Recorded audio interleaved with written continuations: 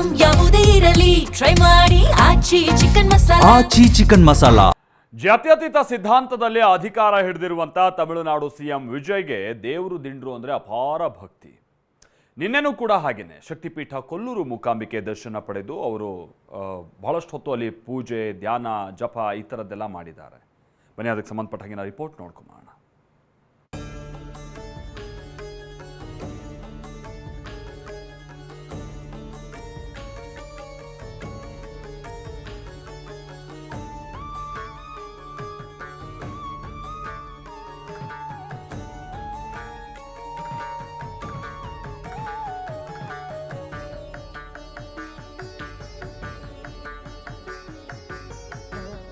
ಇಷ್ಟಾರ್ಥವನ್ನ ಸಿದ್ಧಿಸೋ ಶಕ್ತಿ ದೇವಿ, ಬೇಡಿದ ವರವ ನೀಡುವ ದೇವತೆ, ಲಕ್ಷ ಲಕ್ಷ ಭಕ್ತರ ಆರಾಧ್ಯ ದೈವ, ಪುರಾಣ ಪ್ರಸಿದ್ಧ ಗತ ಇತಿಹಾಸ ಹೊಂದಿರೋ ಶಕ್ತಿ ದೇವಿಯೇ ಕೊಲ್ಲೂರು ಮೂಕಾಂಬಿಕೆ.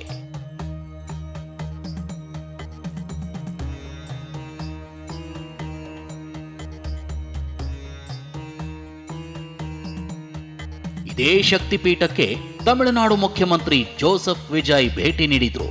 ದೇವಿಯ ದರ್ಶನ ಪಡೆದು ಪುನೀತರಾದರು.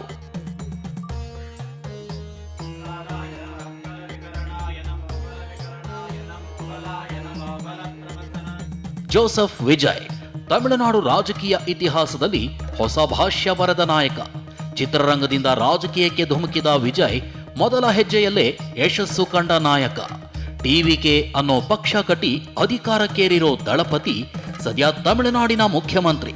ಇದೇ ವಿಜಯ್ ಸಿಎಂ ಆದ ಬಳಿಕ ಮೊದಲ ಬಾರಿಗೆ ಕರ್ನಾಟಕಕ್ಕೆ ಎಂಟ್ರಿ ಕೊಟ್ಟಿದ್ರು. ದೆಹಲಿಯಿಂದ ಮಂಗಳೂರು ವಿಮಾನ ನಿಲ್ದಾಣಕ್ಕಾಗಮಿಸಿದ ವಿಜಯ್ರನ್ನ ಸಚಿವ ಯುಟಿ ಖಾದರ್ ಸ್ವಾಗತಿಸಿದ್ರು. ಹೀಗೆ ರಾಜ್ಯ ಸರ್ಕಾರದ ಸ್ವಾಗತ ಸ್ವೀಕರಿಸಿದ ವಿಜಯ್ ತಮ್ಮದೇ ಕಾರ್ ಏರಿ ರಸ್ತೆ ಮಾರ್ಗದ ಮೂಲಕವೇ ಉಡುಪಿ ಜಿಲ್ಲೆಯ ಕೊಲ್ಲೂರಿಗೆ ತೆರಳಿದ್ರು. ಪವಿತ್ರ ಕ್ಷೇತ್ರ ಕೊಲ್ಲೂರಿಗೆ ವಿಜಯ್ ಕಾಲಿಡ್ತಾ ಇದ್ದಂತೆ ಅದ್ಧೂರಿ ಸ್ವಾಗತವೇ ಸಿಕ್ಕಿತು. ದೇವಸ್ಥಾನದ ವತಿಯಿಂದ ಪೂರ್ಣ ಕುಂಭ ಸ್ವಾಗತದೊಂದಿಗೆ ವಿಜಯ್ ಅವರನ್ನ ಮೂಕಾಂಬಿಕೆಯ ಸನ್ನಿಧಿಗೆ ಕರೆದೊಯ್ಯಲಾಯಿತು. ಸುರಿಯೋ ಮಳೆ ನಡುವೆ ಕೆಂಪು ಶಾಲು ಧರಿಸಿ ದೇಗುಲಕ್ಕೆ ಎಂಟ್ರಿ ಕೊಟ್ಟ ವಿಜಯ್ ದೇವಿಯ ದರ್ಶನ ಪಡೆದ್ರು. ಸಂಕಲ್ಪ ಪೂಜೆ ನೆರವೇರಿಸಿದ್ರು.